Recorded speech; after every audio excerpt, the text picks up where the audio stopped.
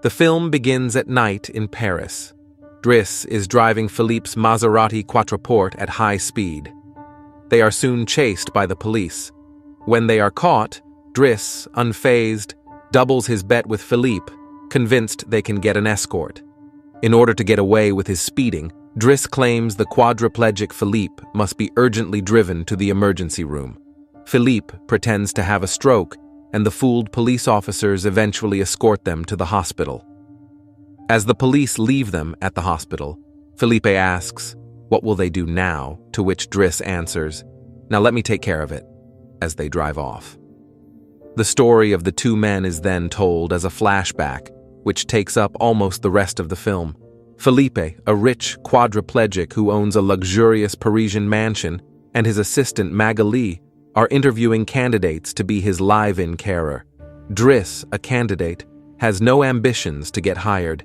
He is just there to get a signature showing he was interviewed and rejected in order to continue to receive his welfare benefits. He is extremely casual and shamelessly flirts with Magalie. He is told to come back the next morning to get his signed letter. Driss goes back to the tiny flat that he shares with his extended family in a bleak Parisian suburb. His aunt, exasperated from not hearing from him for 6 months, orders him to leave the flat.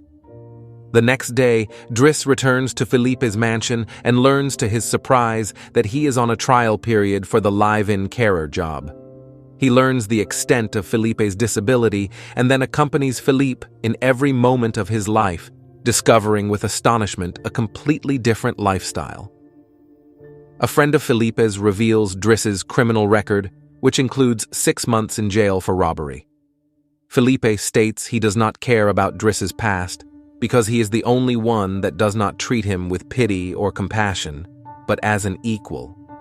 He says he will not fire him as long as he does his current job properly. Over time, Driss and Philippe become closer.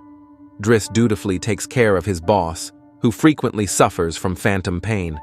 Philippe discloses to Driss that he became disabled following a paragliding accident and that his wife died without bearing children.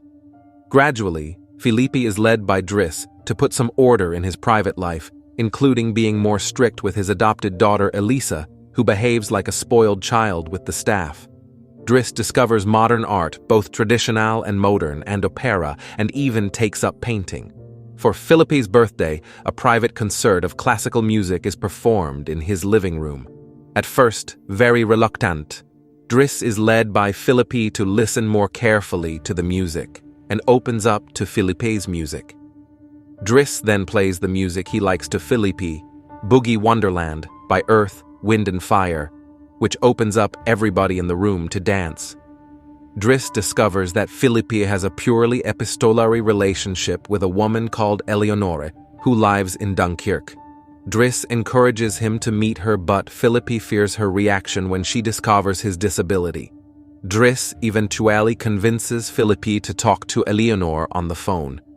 Philippe agrees with Driss to send a photo of him in a wheelchair to her, but he hesitates and asks his aide, Yvonne, to send a picture of him as he was before his accident.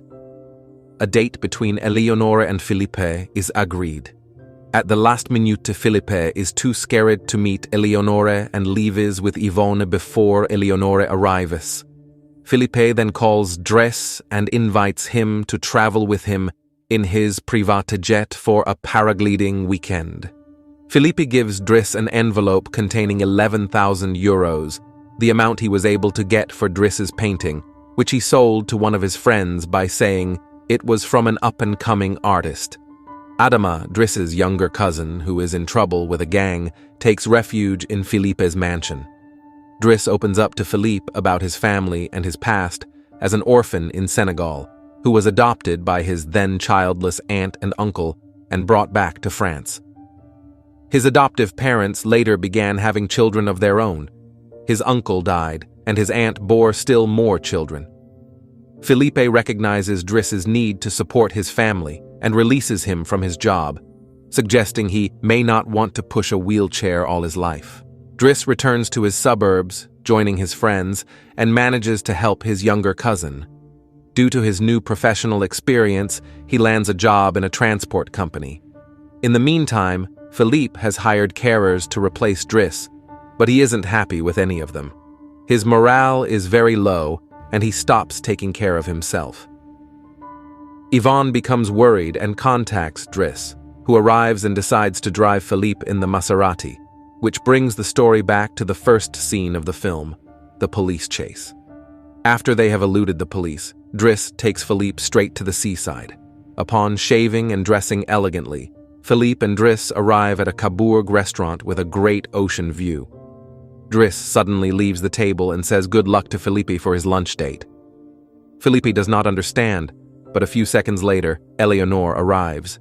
Emotionally touched, Philippe looks through the window and sees Driss outside, smiling at him.